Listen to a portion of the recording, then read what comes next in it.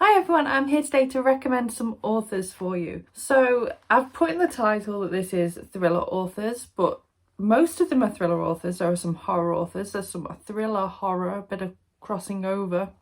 There's also some crime, just, general darkness recommendations.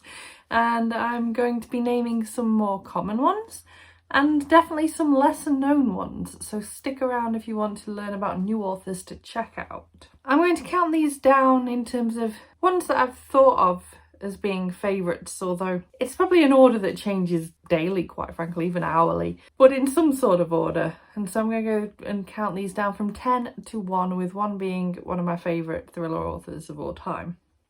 So at number 10, I have got Will Dean. I have recently read a Will Dean book and it blew me away. No word of a lie. So the book that I read was The Last Thing to Burn, and this is a book that I'd like to say everyone should read, but I just don't think everyone could. It is incredibly dark horror at times, along with the thriller aspect. It's got a lot of gore in it. It covers difficult subjects. It's incredibly hard to get through. But that said, it's also incredibly rewarding. So you are following a main character who... it's quite a short book. I don't want to give too much away, so how to describe this in a non-spoiler way. She's strong, she's feisty. She's also in a terrible situation. Her world was turned upside down when she moved to the UK via trafficking because she'd basically essentially been tricked. There's so much to the story that I can't even begin to delve into. It's been a few months. I don't want to say too much without spoiling it, but it's just a phenomenal read, absolutely phenomenal. I'm sure I own more Will Dean books. If I don't, then I need to look into that, but I'm sure I own at least one other. He is a very interesting author that I'm interested in picking up more from. At number 9, we have Carol Wire. This is another author that I have read recently this year, and the most recent book I have read from her is An Eye for an Eye, which is the first book in the Detective Kate Young series. And the reason why I love this author's work so much, she also does contemporary, if that's something you're looking to read as well. And she writes her books set in the Midlands, or at least have some sort of base in the Midlands in the UK. So she mainly covers like Derbyshire and Staffordshire from what I've noticed so far. And I love that as someone who was born in Staffordshire and now lives in Derbyshire. I'm so up for that. I like reading about places that I know well, and they are covered in her books, and so she's definitely a standout author for me to check out regardless of genre, but specifically the crime genre. She writes it really well. The book that I read earlier this year, I think I've got a review for actually, so I'll leave that linked in the cards. But it was just, it was great. The characters were well done, the atmosphere and the tension spot on. I want to check out more by this author. At number 8 is another book that I read this year and I absolutely bloody adored it, and this is People Like Her by Ellery Lloyd. Now, Ellery Lloyd is actually a husband-wife duo collab team effort. From what I remember looking into it, the husband writes or has written at least 1 or 2 other books, but they didn't look like they'd be something I'd necessarily be interested in. And the wife, I feel like, I'm sure that she writes for The Guardian or something, or some sort of other news. I'm sure it was The Guardian. But yeah, they don't seem to interest me on their own, but as a pairing, this book, wow. So again, it's another really dark one. As I said at the beginning, I am someone who reads darker thrillers and loves them, so I've been seeking more of those out. And yeah, this couple have just been able to blow me away. I can't wait to see what else they come out with in the future. This was such a dark read, horrific, truly horrific. There are some scenes in this book that, and I definitely don't think I could have found this a very easy read if I had children either, because yeah, Gonna many more times. This was a really difficult read, but phenomenal. And if you want sort of a difficulty horror scale, so the Mjrlidge book would be like on my horror scale, saying 5 is absolutely bloody horrific and 1 is just a nice fun thriller.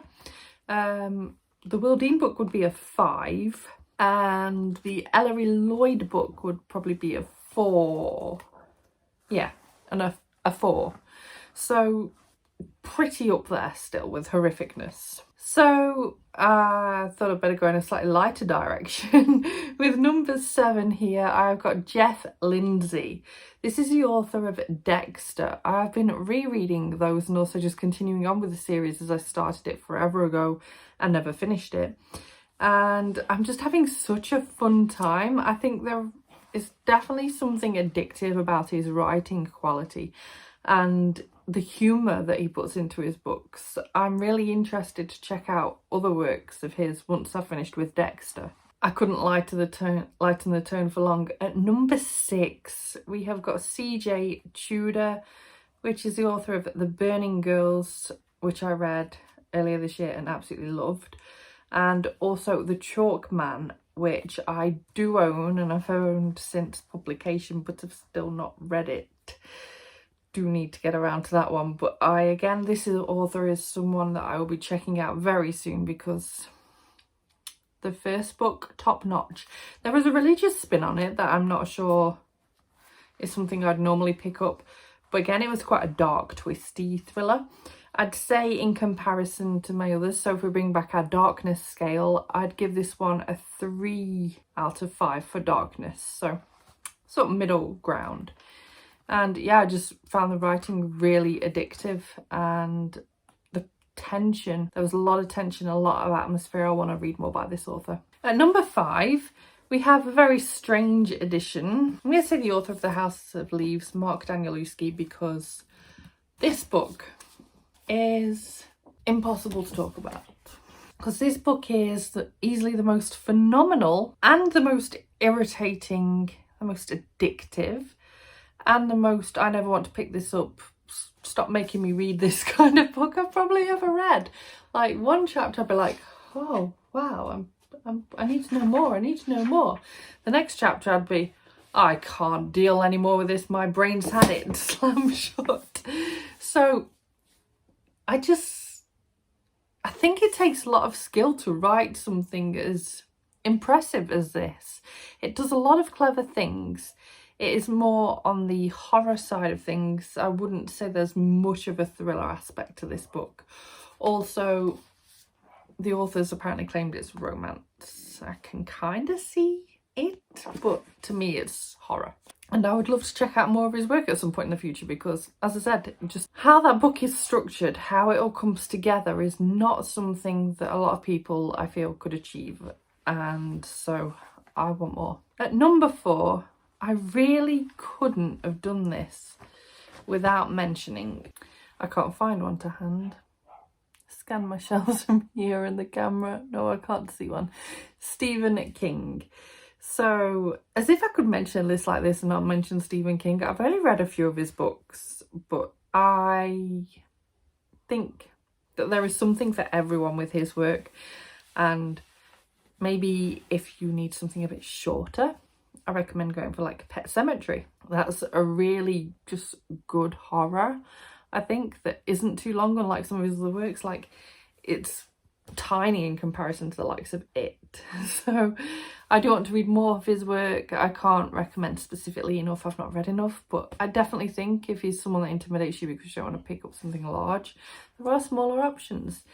And likewise, if you want something that's a bit different from the horror genre, you can also dip into some of his other books. So, and meanwhile, if you want the crime direction, you've got the Mr. Mercedes trilogy, Bill Hodges trilogy, should I say rather. So you have options. Okay, number 3, we have Laura Marshall. This is an author who I read a book from last year.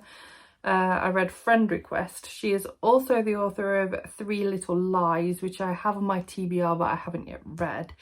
And yeah, this was a really addictive thriller, one of those page-turning traditional thrillers that you just keep on turning and turning and turning. You need to know what happens next. Really addictive and well worth checking out if you haven't already. Okay, at number 2, we have got Mjrlidge, which is the author of the Helen Grace Detective series. I read All Fall Down last year, which was book 9 in the series.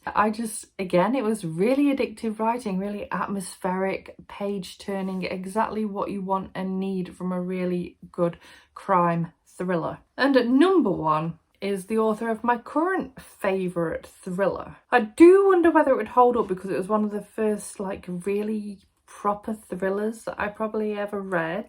And I haven't liked one of her other books, but then I've liked another one of her books. So it is B.A. Paris. I absolutely loved The Breakdown when I read that, and that is my favourite thriller of all time still. But I didn't think Bring Me Back was all that great. I gave it like 3 stars. But meanwhile, The Dilemma, which I would describe more as a suspenseful family drama with a bit of a thrillery feel to it, is probably more what I'd describe that as. I really loved that too. So I've still not read her first book, which is, I can't think. I do own it though, and I will be hopefully reading it sooner rather than later, as I really need to get that read. Also, I think she's got a new book either out or coming out this year, so I want to check that out too. This does come literally from my love of The Breakdown, but it also comes from my love of The Dilemma, which, as I said, is not traditional thriller, but is thrilling to read. And is marketed as a thriller, sadly, so a lot of people don't necessarily like it because they pick it up when they shouldn't do. But if you are looking for something a bit less dark, then that might be your direction, although it does still have darkness in it. Don't go thinking it's a nice, light, fluffy read. No. No. But it's definitely it's probably like a 2. Okay? So yeah. Thank you so much for watching this to the end. Drop me a comment down below with any thriller author recommendations that you have, because I've not read enough thrillers. I know a lot of people are at the point where they're bored, but because I'm someone who reads across so many genres, I haven't read enough thrillers yet. I could definitely read plenty more. So yeah, let me know of your recommendations in the comments below. Thank you so much for watching this video. If you liked it, please give it a thumbs up. Subscribe by clicking the image of me if you want to see more book reviews and other bookish content from me, and I will see you soon. Bye bye!